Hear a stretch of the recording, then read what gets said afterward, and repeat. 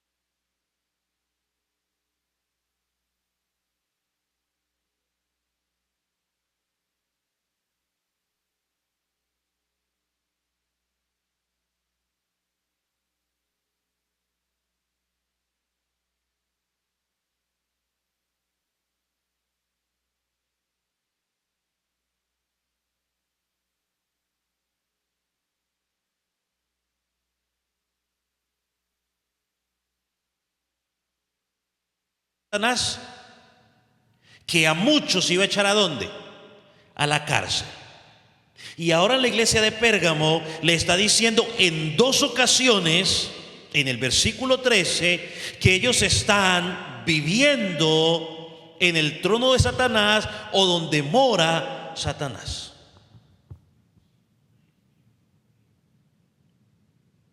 Dice: yo sé dónde moras, donde está el trono de Satanás. Es decir, lo que está diciendo es que ellos no están de visita en esa ciudad, no, ellos residen allí. Poner un ejemplo, la hermana Teresa está de visita aquí con nosotros, pero ella normalmente reside en su país. Usted y yo no estamos de visita, usted y yo residimos aquí, vivimos aquí. Entonces, él está diciendo: ustedes viven allí. Él conoce. Y mire cómo lo traduce la Nueva Traducción Viviente.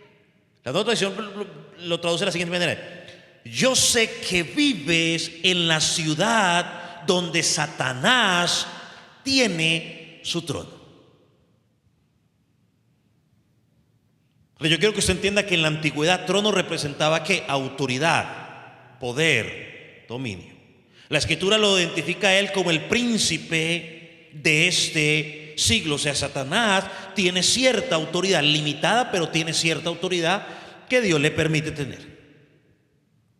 Ahora, los académicos han dado varias razones cuando se habla de esto de trono. Algunos piensan que cuando hablaba de trono era porque como estaba construida en una llanura o en un lugar alto, desde lejos parecía un trono. Entonces por eso dice que el autor se mencionó de esa manera. Otro podría ser que otros dicen que es por la grande cantidad de templos y altares que existían en esa ciudad. Recordemos que Pérgamo era un lugar que era bastante religioso, había mucho paganismo. Sin embargo, podemos decir lo mismo de otras ciudades, porque en Esmirna también había paganismo. Entonces,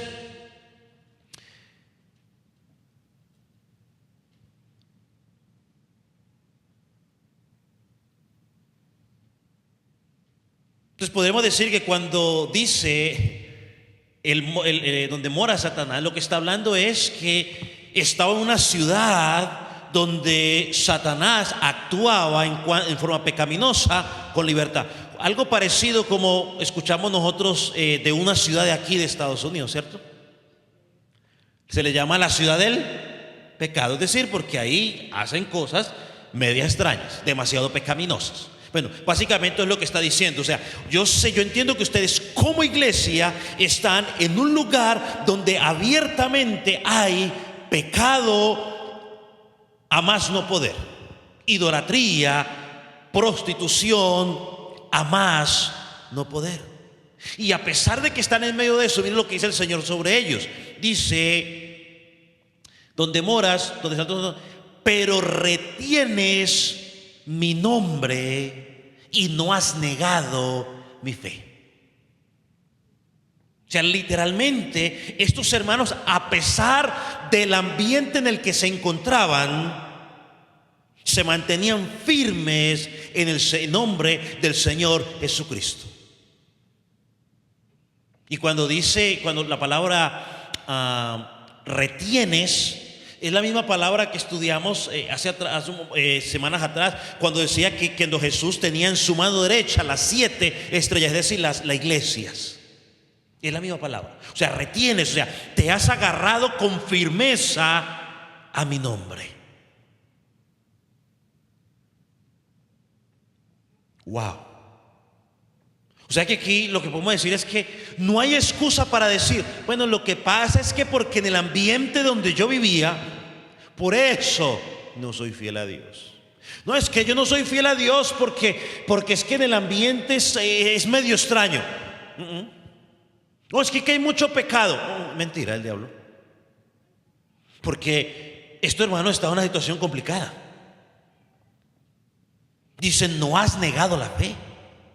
Y esto podría interpretarse, o bueno, antes de decir eso, estos cristianos eran constantemente amenazados para que renunciaran a su fe y comenzaran a adorar al César. O sea, no era cuestión de que los bloqueaban en las redes sociales. Porque a la gente la bloquea en las redes sociales y parece que el mundo se fuera a acabar para ellos. No, no era cuestión de eso. Estaba su vida en peligro. Le decían, o adoras al César o adoras a tu Dios y te matamos. Y aquí decía que se mantenían firmes. Hermano, ¿cuánto tenemos que aprender nosotros?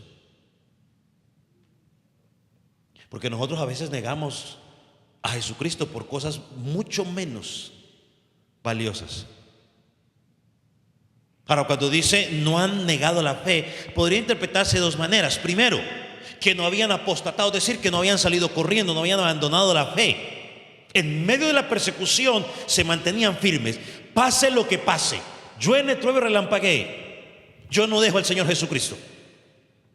O la segunda forma que se podría interpretar es que se han mantenido en una fe correcta acerca de la persona y la obra de Jesucristo. Es decir, que lo que ellos creían sobre Jesucristo, de ahí no los movía nadie. Quizás la segunda interpretación parezca más consistente, aunque las dos podrían ser válidas. Dice, no han negado el nombre del Señor Jesucristo. Y sigue diciendo, lo tercero que nos dice, en cuanto al elogio que da de ellos, es ni aún, es que su fe habla de su perseverancia en medio de la persecución. La semana pasada lo mencionamos, estos hermanos no participaban de los cultos imperiales. Es decir, no participaban del culto nacional, porque si participaban de ellos era idolatría. Entonces, al no participar, eran expulsados y tenían problemas sociales y problemas económicos. Eran pobres, había violencia contra ellos. Y el Señor Jesucristo recuerda aquí en este pasaje un ejemplo y habla del martirio de Antipas. No sabemos mucho de este personaje, solo sabemos lo que dice aquí, que fue un siervo fiel al Señor y que murió a causa de su fe, y está diciendo que la iglesia fue testiga de que lo mataron. Y ni así, lo que está diciendo el pasaje es que ni aunque vieron que mataron a uno de ustedes, ni siquiera eso los desanimó para volver atrás. Wow. Y nosotros hoy volvemos atrás por nada. No demos ejemplos, pero por cositas insignificantes. Dice, ni aún en los días de Antipas, mi testigo fiel, muerto entre vosotros donde mora Satanás. Dicen los estudiosos que esa palabra que es traducida como testigo aquí, en el original es martus, de donde viene la palabra mártir.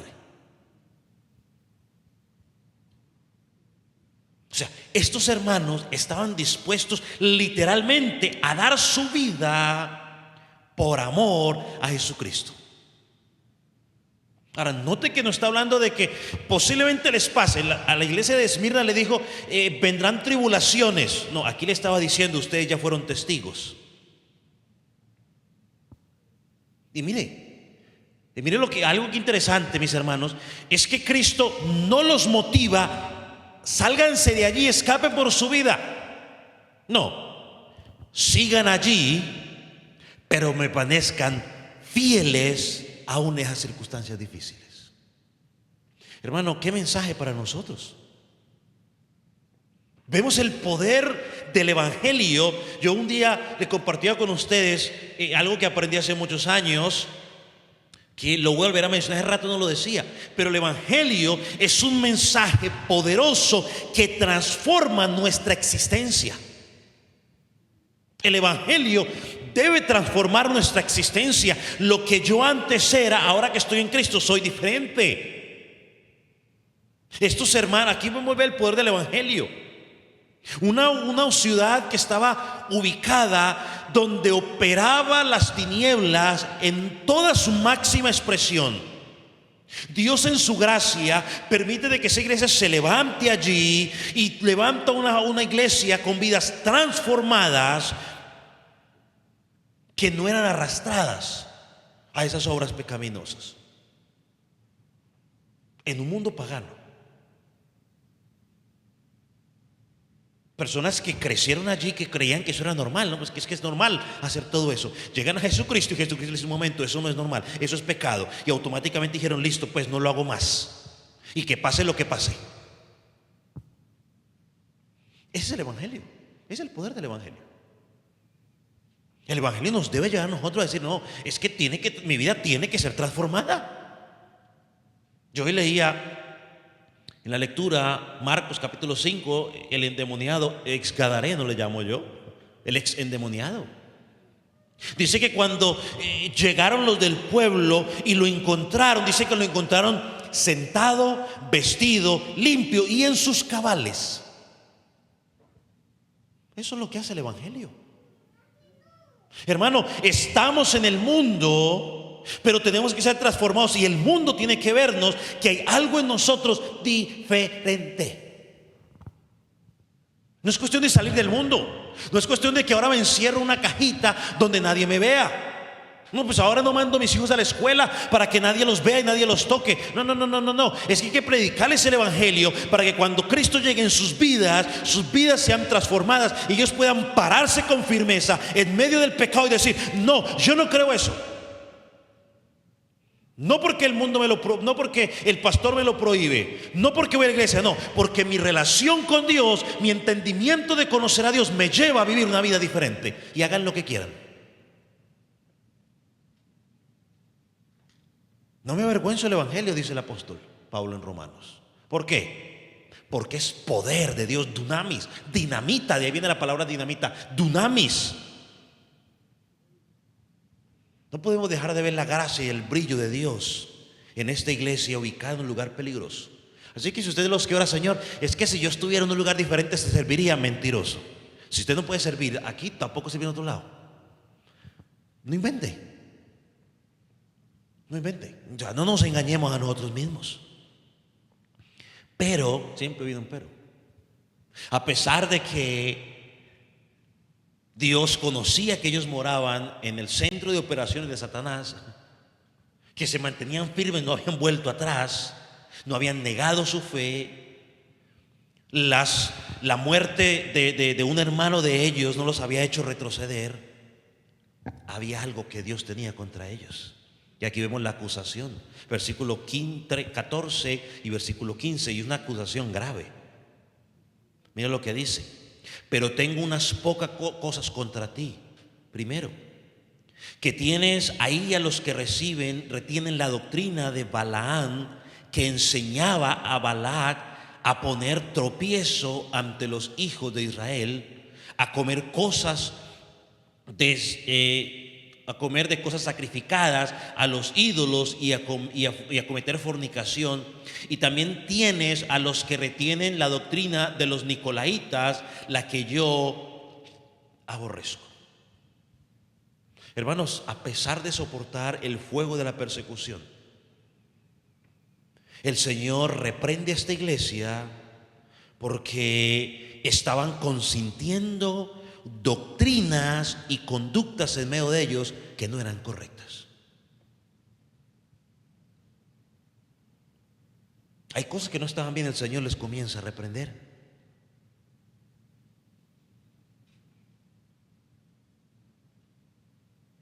Habían quizás influencias o enseñanzas en la congregación que se estaban comenzando a filtrar, y ellos, en lugar de haberla detenido, estaban callados sin decir nada. Quizás sufrían del mal que sufrimos el día de hoy, porque en honor al amor, no es que hay amor, no podemos decir nada por amor. No, es que no se puede decir nada porque te libre de pecado el que tire la primera piedra. No, pues ¿quién somos nosotros? Solamente puede juzgar Dios y somos más misericordiosos. Note que él no los alaba porque, ay, no, es que son muy tolerantes, muy amorosos son ustedes. No, le dice, tengo algo contra ti. Estás tolerando lo que es intolerable. Esto me recordó la iglesia en Corinto, ¿recuerda usted? 1 Corintios capítulo 5, ¿se acuerda usted lo que estaba pasando allí? Pablo tuvo que reprender a toda la congregación porque dijo, se oyen entre vosotros, dice, se oyen entre vosotros cosas que ni siquiera deberían serse oídas, que ni entre los gentiles, dice él, existían. Y dice, ¿cómo es posible? Al extremo, dice él, que alguno de ustedes allí está durmiendo con la esposa de su padre. Eso es lo que estaba pasando.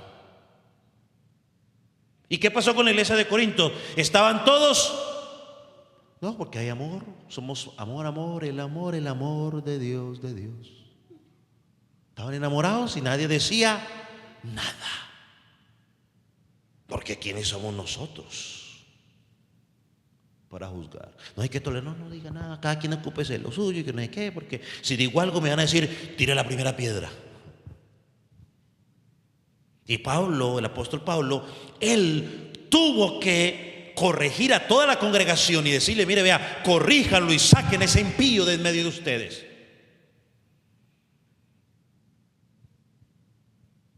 Y el Señor Jesucristo está haciendo lo mismo con esta iglesia de Pérgamo. Por ejemplo, volviendo al capítulo, el versículo 15, el versículo 15, la frase, el versículo 15 empieza con la frase y también.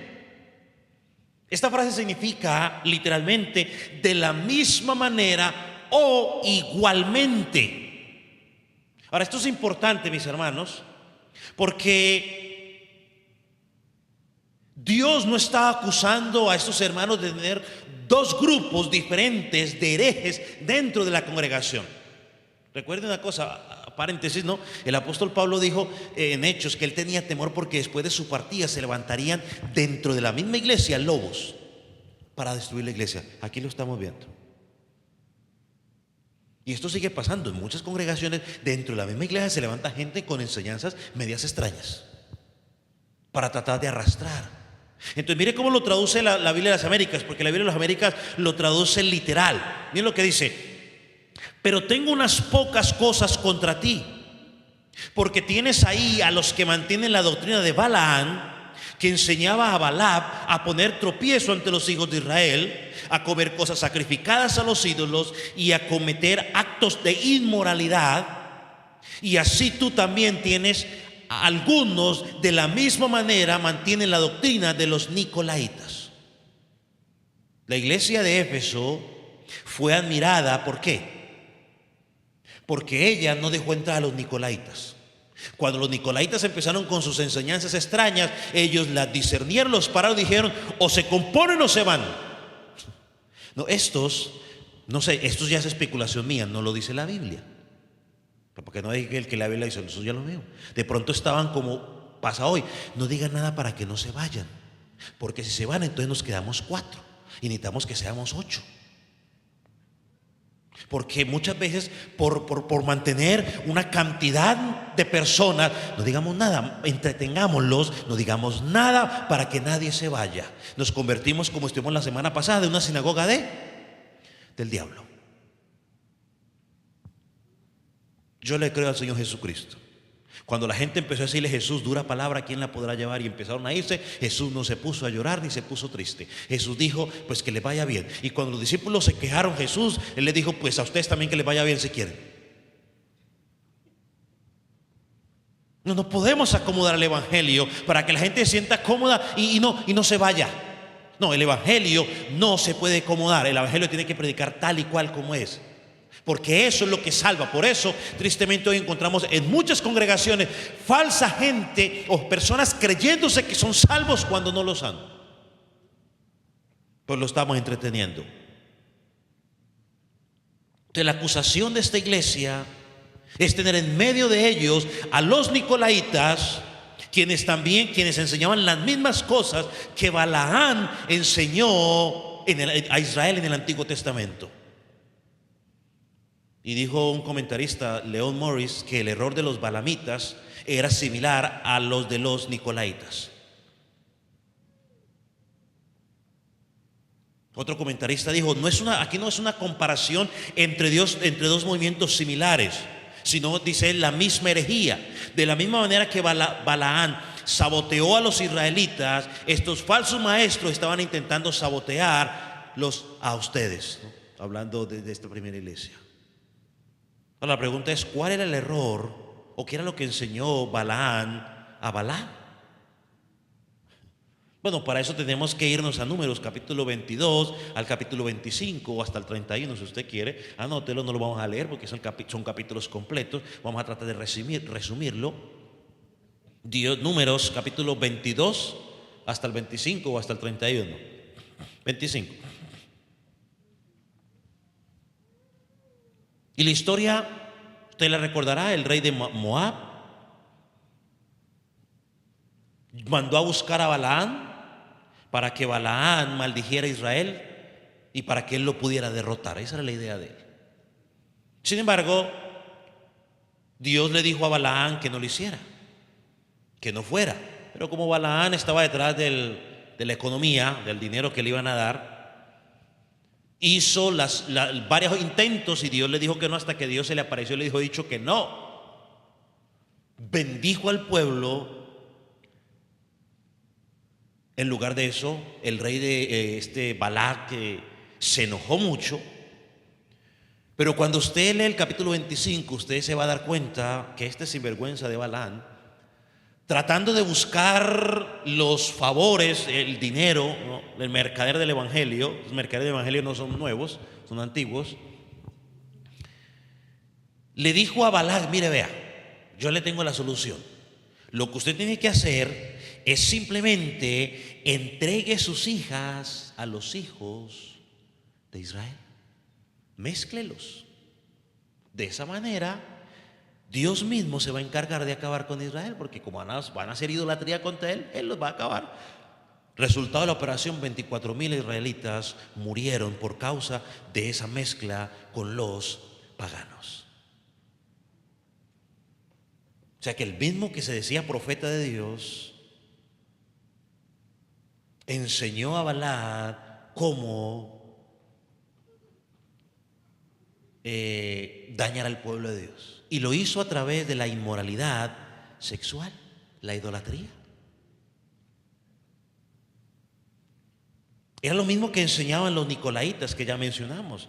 Y es que la libertad en la vida cristiana, el libertinaje. O sea, tú disfruta la vida, porque la vida es una sola. Tú vive la vida, joven, disfrútala. Hermano, dice Joel Beeke que la carta de Esmirna revela a la iglesia en el mundo, mientras la de Pérgamo revela al mundo en la iglesia. Estos nicolaitas y los que seguían la enseñanza de Balaam estaban tratando de que la iglesia se mezclara con el mundo, adoptando costumbres mientras profesaban ser cristianos. ¿No es lo que pasa el día de hoy? En muchas de las que decimos que somos iglesia, que ya uno no sabe dónde está el mundo, no hay mucha diferencia. Ellos seguían algo que se llama antinomianismo. Es decir, que estaban en contra de la ley de Dios, vivían sin Dios y sin ley. Son los mismos que el Señor Jesucristo dice, que les dirá en Mateo 7:21, apartados de mí, hacedores de maldad. O sea, vivieron sin ley. Es el antinomianismo. Antinomianismo.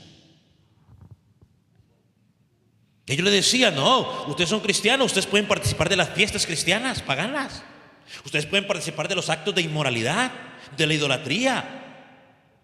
No, es que es necesario para que usted pueda tener vida social con la gente, dirían los términos nuevos. No, lo que pasa es que mire a ver si usted es compatible con ella, vaya a vivir con ella, a ver si son compatibles, y luego de que vea que son compatibles, entonces sí se casan. Si no son compatibles, pues entonces se dejan y listo. Eso dice el mundo. Y mucha gente de la iglesia que se identifica cristiano, estamos comprando ese mensaje. No, que cuento de a ver si es compatible. No, para eso está el tiempo de conocerse. Eso es lo que significa noviazgo, es conocerse. Pero como no se conocen, sino que están en otros negocios, cuando se casan y se les baja la efervescencia del momento y las hormonas, la testosterona y los andrógenos se calman, entonces dicen, no, pues, no, ya me di cuenta que no somos compatibles. No, lo que pasa era que tus hormonas estaban por los cielos.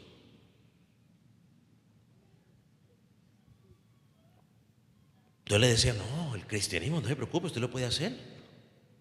Entonces la doctrina de Balaán y de los nicolaitas se centraba en el mismo mensaje: vive tu libertad al máximo, disfruta la vida. ¿No es lo que dicen? Disfruta la vida. Bueno, la Biblia dice algo similar: gózate, toma placer en los días de tu juventud, pero es una cosa, un día tendrás que dar cuenta a Dios. Un día tendrás que dar cuenta a Dios. Ahora, es que el creyente tiene que preguntarse, mis hermanos, tenemos que preguntarnos nosotros: ¿este comportamiento me acerca más a Cristo?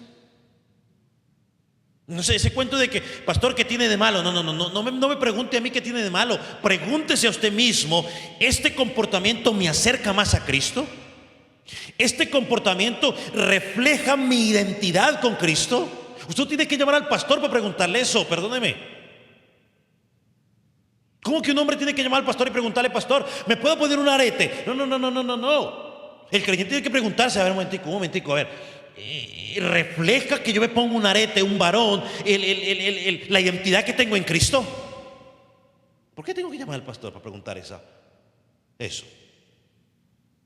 Me invitaba a una fiesta donde yo sé que va a haber una cantidad de cosas. A ver, pastor, ¿puedo ir? Pero ¿por qué me llama a mí? Pregúntese usted mismo: ¿refleja esto el carácter de Cristo? ¿Me acerca esto más a Cristo? ¿Qué comunión tiene la luz con las tinieblas? Por eso fue que Cristo habló contra la iglesia de Pérgamo. Y esto no es que seamos demasiado, en mi país dicen zanahorios, que seamos demasiado anticuados. No es que se trate de que seamos demasiado anticuados, se trata de nuestra identidad en Cristo. ¿Cómo esto me parezco más a Cristo? Los jóvenes siempre están: ay, pastor, ¿será que es pecado hacerse un tatuaje? No, pues, ¿por qué tiene que preguntarle al pastor si es pecado? Pregúntese a usted mismo: ¿refleja esto el carácter de Cristo? Eso es lo que tiene que preguntarse usted. ¿Refleja, me acerca esto más a Cristo? Es más, ni siquiera le ponga a usted que es templo del Espíritu Santo. Ni siquiera, no le meta eso, porque a veces no nos hacemos un tatuaje, pero tampoco cuidamos el templo del Espíritu Santo porque hacemos otras cosas. Comemos como locos. Entonces no métase ahí, porque si lo usamos ahí nos cortamos los pies solitos. La pregunta es: ¿refleja eso que un hijo de Dios esté marcado de esa manera? Yo entiendo de que cuando usted estaba en la ignorancia, que no conocía a Jesucristo, sí. Pero ahora que usted conoce la verdad, ¿refleja eso el carácter de la identidad que usted tiene en Cristo? Hermano, una de las formas que Satanás ataca al pueblo de Dios es intentando eliminar las distinciones entre el mundo y el cristiano.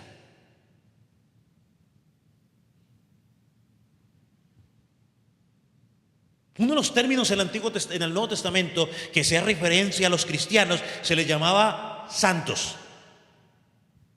Y no santos porque tenían alas, ni porque caminaban en el aire, ni porque hacían milagros, sino que santos significa ¿qué? Apartados, significa diferentes, que pertenecemos a un Cristo que es santo, santo, santo. Y somos llamados a vivir la santidad, es decir, somos llamados, aunque estamos en el mundo, vivimos apartados de las conductas pecaminosas del mundo.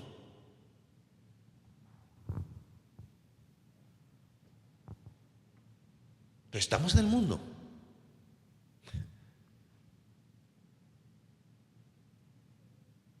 Porque cuando uno mira, digamos, pasajes como estos, uno dice: wow. Por un lado, Dios dice que nos salva, pero nos deja en el mundo. Y por otro lado, nos dice que mientras estemos en este mundo, nos comportemos de una manera ¿qué? Diferente. Bueno, ¿y por qué mejor no nos salvó y nos sacó de aquí? Porque nos dejó aquí para que seamos luz en un mundo, para que seamos sal en un mundo que está podrido.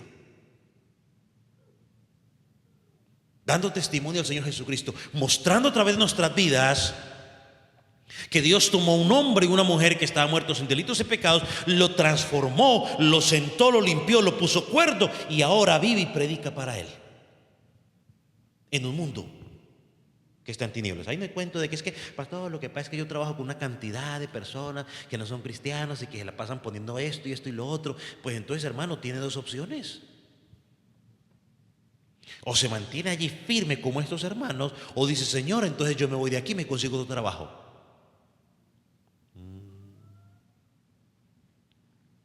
Son las únicas dos opciones que tiene. Me quedo allí siendo luz en medio de las tinieblas, manteniendo firme aunque esté morando Satanás al lado mío, ahí estoy. O simplemente digo, Señor, yo entiendo que la carne es débil. El apóstol Pablo dice, el que crea que está firme, mire que no caiga. Yo mejor antes de caer prefiero salirme de aquí. Bueno, listo, entonces busques otro lado. Así es simple. Pero no venga a culpar que usted está pecando, que porque en el trabajo, eso, no. Usted está pecando porque usted quiere, porque en su trabajo no le obligan.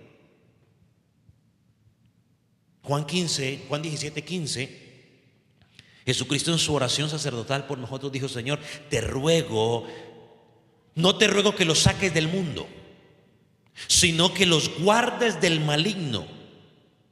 Ellos no son del mundo. Iglesia del Calvario, si estás en Cristo no eres del mundo, como tampoco yo soy del mundo, decía el Señor Jesucristo. Santifícalos en tu verdad, tu palabra es verdad. En este mundo tenemos que ser santos diferentes. Eso es lo que Cristo pidió de nosotros. Como lo dijo alguien de una forma muy atinada. Miren lo que dijo esta persona. Los barcos están diseñados para estar en el agua, pero no deben permitir que el agua entre a ellos.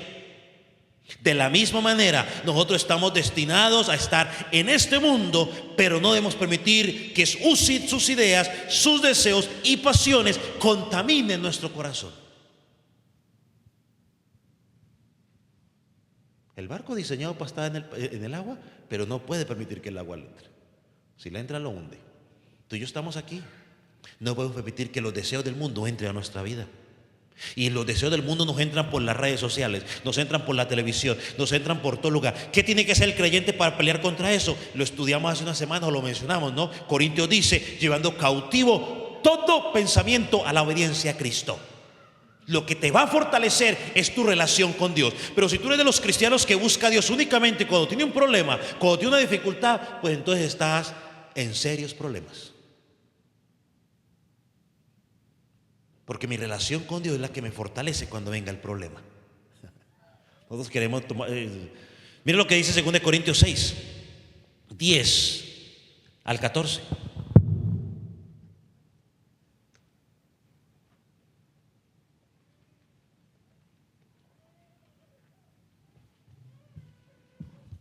¿Lo tiene? Quiero que lo lea. Que lo vea conmigo. Mira lo que dice.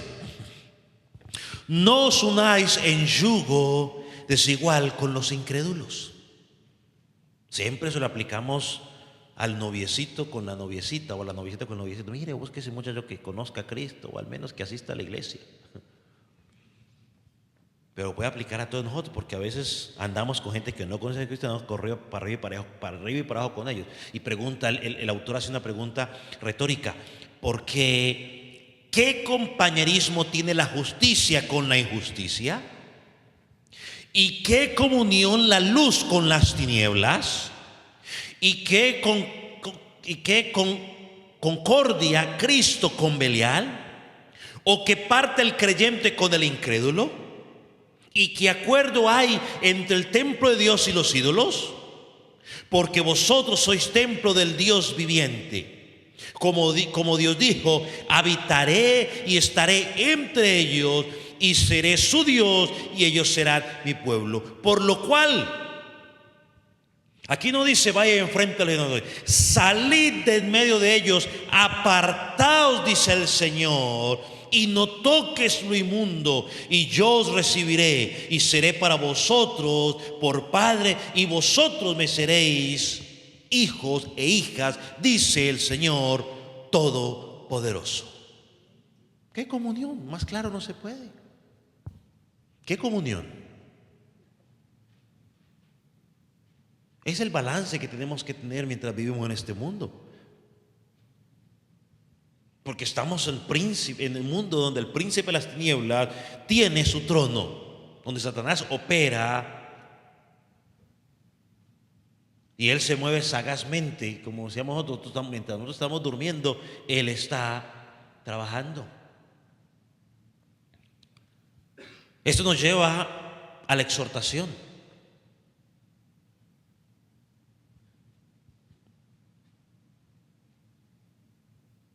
Nos lleva a la exhortación, ¿no? Estoy rápidamente.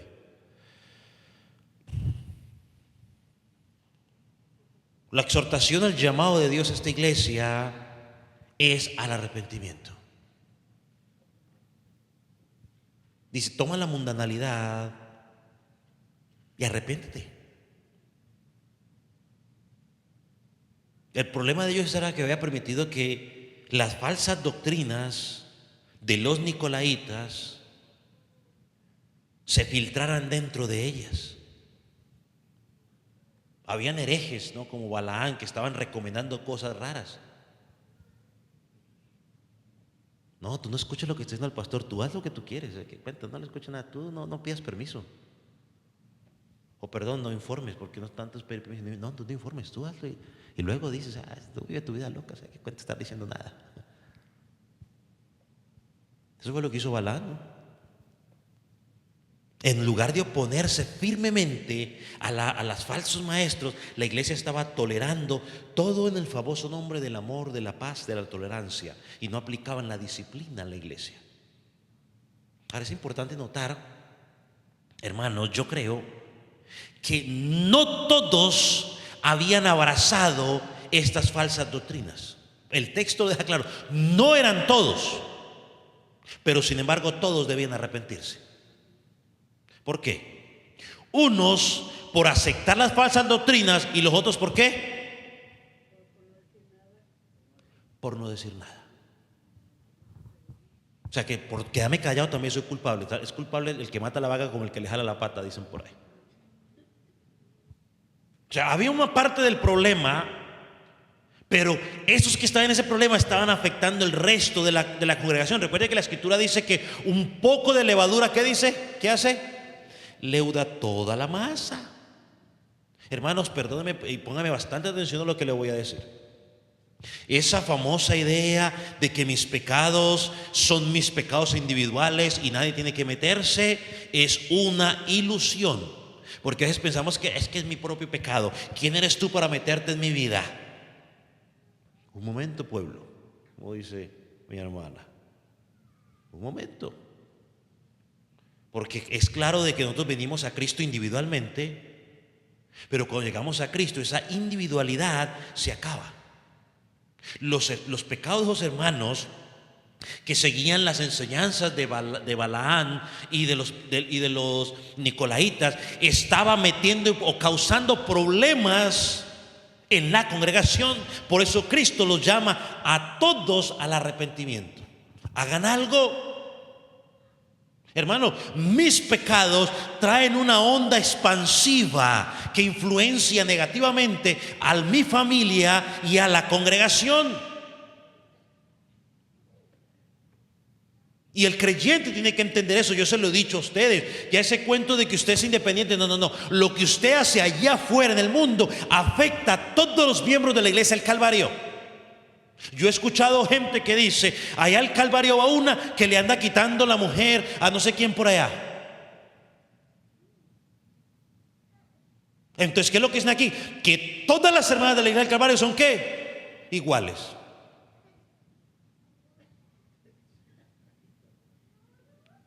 Todas. Compónganse de hermanas entonces.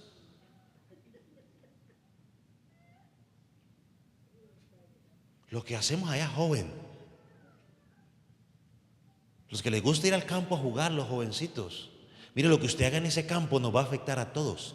Si usted allá está en un desorden, va a decir, todos los del Calvario son así, y algunos que ni vamos siquiera. Es una onda. Es que sí, es que si yo soy un borracho, yo digo, no, es que es mi propia vida, eso es mi vida, yo lo hago con mi vida lo que quiero. Un momento, pues que yo soy un borracho, sí, me estoy afectando mi vida, pero a largo plazo voy a afectar a mi familia, porque entonces el dinero que voy a usar para darle a mi familia me lo estoy bebiendo. Entonces ya no alcanza para esto, ni para lo ni para lo otro. Pero o sea, no es únicamente yo. Eso afecta a la congregación, hermano. No importa la naturaleza del pecado, ya sea pequeñito o grande. Si no hacemos nada como iglesia, va a afectar. Por eso Cristo tenía que intervenir. Dice el versículo: pronto vendré a ti y pelearé contra ellos con la espada de mi boca. ¿Recuerdan la introducción? ¿Cómo se introdujo? Yo soy el que tengo la espada de doble filo. Esa espada que tiene poder, ¿para qué?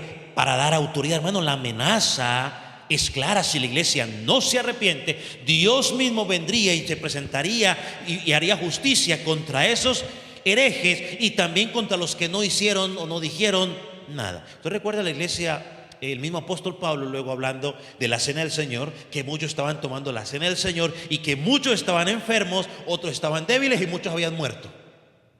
Y hoy lo leímos por pura providencia divina en el capítulo 12 de Hebreos, en la lectura que usamos para abrir el servicio, que decía que Dios al que toma por hijo, ¿qué? Y al que no disciplina es porque es ¿qué? O sea, no es hijo de él. Era lo suyo, lo disciplina. Y como decía un pastor en una actividad que estaba el domingo, él decía, nos hablaba a nosotros, pastores, y nos decía, como pastores tenemos muchas veces que preguntarnos: ¿o Dios, me estás probando o me estás corrigiendo? Y esto aplica para todo el creyente. Nos debemos preguntar: ¿o Dios o me está probando o me está corrigiendo? Un autoexamen. Hermano, el llamado a esta iglesia en realidad es un llamado a cada uno de nosotros para examinarnos. Otra vez, Pablo en 1 Corintios 13:5, en 1 Corintios 13:5, es un llamado a examinarnos. Hermano, perdóneme por favor, no asumamos que todo está bien, que porque no tengo trabajo, que porque todo está bien, todo está hermoso, hermano. No, es crucial estar dispuesto a revisar nuestra vida, porque no necesariamente que todo esté color de roja significa de que yo estoy bien. Porque pensamos, no, yo estoy bien, no me duele una muela, todo está bien, todo está color de rosa. Bueno, no necesariamente. Es bueno examinarnos. Es bueno examinarnos. Porque muchas veces estamos mal y nuestro engañoso corazón nos está haciendo creer que estamos bien. No te preocupes, tú estás bien. Mira a Sutano y mira a Sutano cómo está. No, si mira cómo está, no. Y recuerde, cada vez que yo me comparo con otros, siempre voy a salir ganando. Porque yo siempre voy a estar bien, mejor que esa persona. Y termina el versículo: al que venciere, o el versículo 17, al que venciere daré de comer del maná escondido. Y daré una piedrecita blanca, y en la piedrecita escrito un nombre nuevo, el cual ninguno conoce sino aquel que lo recibió. Hay una bendición, hay dos bendiciones que el Señor promete aquí a aquellos que se mantengan fieles, a aquellos que se arrepientan y a aquellos que limpien la congregación de esa mala influencia. Yo lo he dicho a usted 2 o 3 veces, a veces las influencias, malas enseñanzas se filtran en los grupos pequeños. Ahí empiezan a tirarse cositas. Bueno, el creyente tiene que estar con las antenas bien prendidas para identificar si lo que le están diciendo es falso y de una vez parar eso en el acto. Pero hay 2 promesas. La primera promesa es que le daré de comer del maná escondido. Esta promesa, al igual que la segunda, que vamos a mirar más adelante, es difícil de interpretar. Y se han dado al menos 5 interpretaciones sobre este maná escondido. Pero al principio pensé dárselas, pero luego mejor digo, no las voy a dar porque quizás no sea de mucha ayuda. No sea de mucha ayuda ponernos a tratar, a decir cosas, ¿no? Cuando nos ponemos a tratar de especular cosas, terminamos a veces en mayores problemas. Pero la gran mayoría de teólogos o maestros bíblicos, digamos, al menos por los cuales me identifico y considero que su enseñanza es correcta, bíblica. Dice que ese maná está hablando más bien de ese alimento espiritual que recibe el creyente en Jesús, quien es el verdadero alimento de su pueblo. Es la nutrición, de Él nos nutrimos cada día. Dice uno de estos intérpretes, dice la siguiente: el maná escondido alude al alimento celestial de Israel espiritual, en contraste con los alimentos impuros sufridos por los seguidores de Balaam. Joel Vicky dice: comer este maná secreto es la habilidad de alimentarse libremente de Cristo por la fe, siendo refrescados y renovados para la vida eterna. William Harrison: el vencedor recibirá el maná escondido, es decir, a Cristo en toda su plenitud. De este maná está oculto al mundo, pero es revelado a los creyentes, incluso aquí en la tierra y especialmente en la vida venidera. Y este último, David Johnson, dice: no solo de pan vivirá el hombre, sino de todo lo que precede la boca del Señor. Jesús anunció que el maná apuntaba a su cuerpo sacrificado como el verdadero pan del cielo. Aunque las circunstancias de la iglesia parezcan un desierto desolado, Jesús la sostiene por medio de su palabra, mostrándose a sí mismo. Entonces, hermanos, en resumen, cuando pensamos en este maná que se habla allí, es que el creyente será sustentado eternamente en Cristo mismo. Seremos sustentados en Él. Él es nuestro alimento, de Él nos alimentamos. En esta congregación, al menos, el centro de la iglesia es Cristo, no es el pastor, no soy yo. Él es el centro.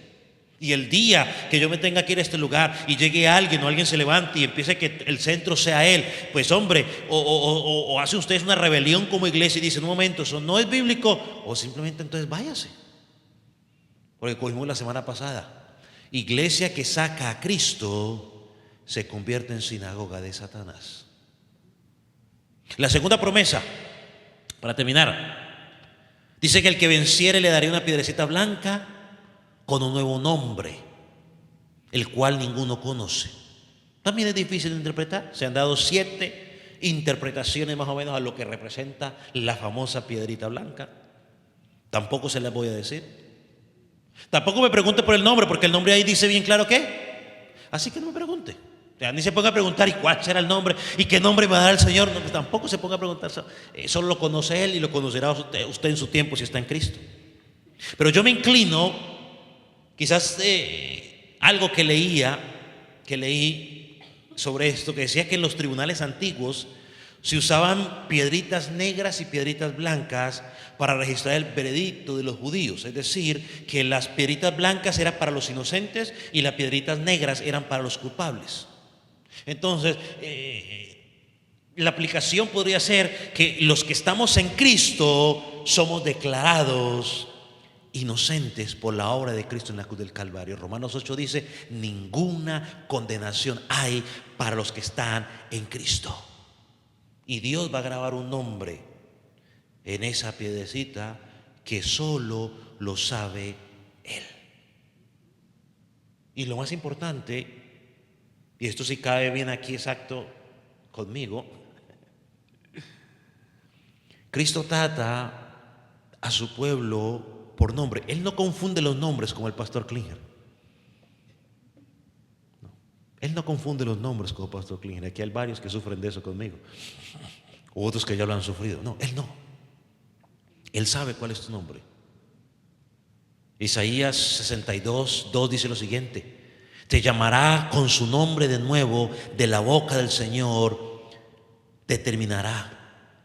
Isaías 56:5 dice: les daré un nombre eterno que nunca será borrado. Coincide con las palabras del Señor Jesucristo que dice: yo conozco mis ovejas. Entonces estas promesas eran de gran aliento para esta iglesia que estaba pasando en momentos de dificultad. Hermano, en conclusión podemos decir que este maná y esta piedrecita blanca simbolizan la vida eterna que el creyente tiene por estar en Jesucristo. Esa es la victoria que tenemos cuando Él llegue por nosotros en segunda vez. Mire lo que dice Apocalipsis 22, 3 y 4, leeré rápido. Y no habrá más maldición, y el trono de Dios y el Cordero estará en ella, y sus siervos le servirán, verán su rostro, y su nombre estará en sus frentes.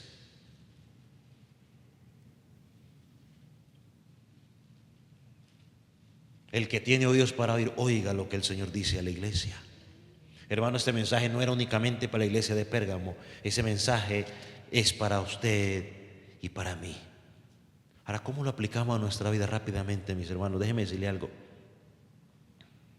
Una de las estrategias que utiliza Satanás es intentar seducirnos con el mundo, hacernos creer que el mundo no es tan malo como nosotros pensamos. El deseo de Satanás es llevar al creyente a que el creyente baje el estándar de la vida para sentirnos más cómodos. No, el creyente no se mueve por el estándar de la vida, se mueve por el estándar de la palabra, y el estándar de la palabra nunca ha cambiado.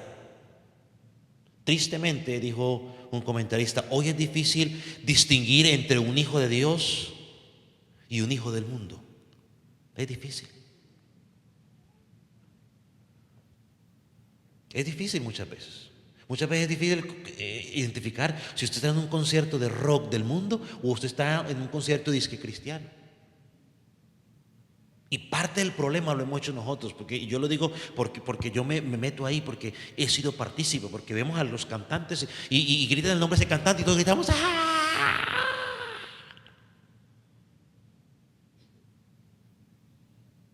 Mira San Marcos, ¡ah! ¡ah!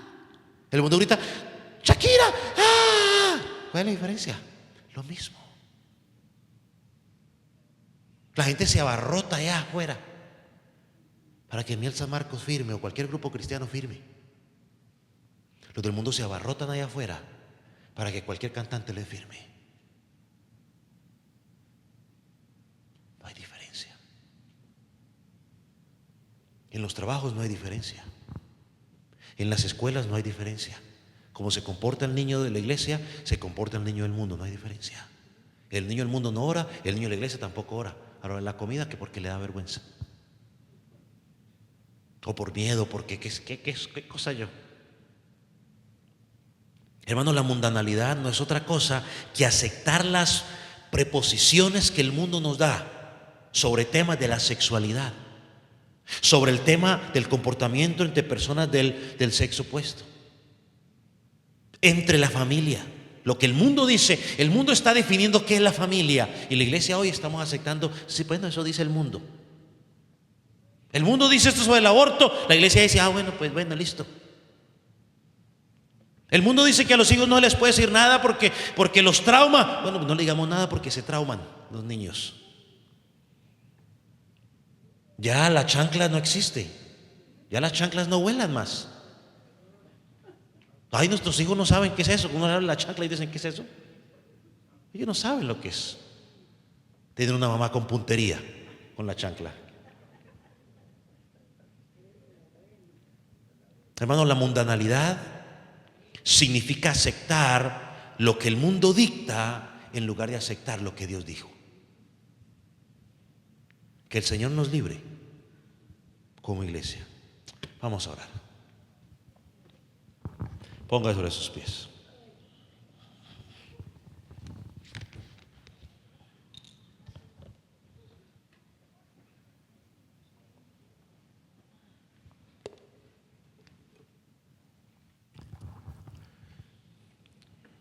Padre, gracias por tu palabra. Señor, reconocemos nuestra necesidad de ti. Reconocemos, Señor, que quizás en algunas áreas nos identificamos con esta iglesia de Pérgamo. Señor, enséñanos, oh Dios, a poder mantenernos firmes aún en medio de que estemos trabajando o viviendo en una ciudad donde hay personas que su vida está contraria a lo que tú enseñas en tu palabra. Ayúdanos a mantenernos firmes.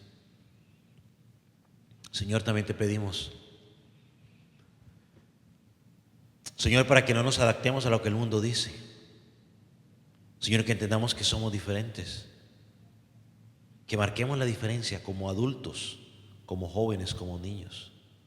Si hemos creído en ti, que se evidencie por nuestro estilo de vida. Señor, yo oro por aquellos que todavía están en los placeres del mundo, aquellos que todavía son dirigidos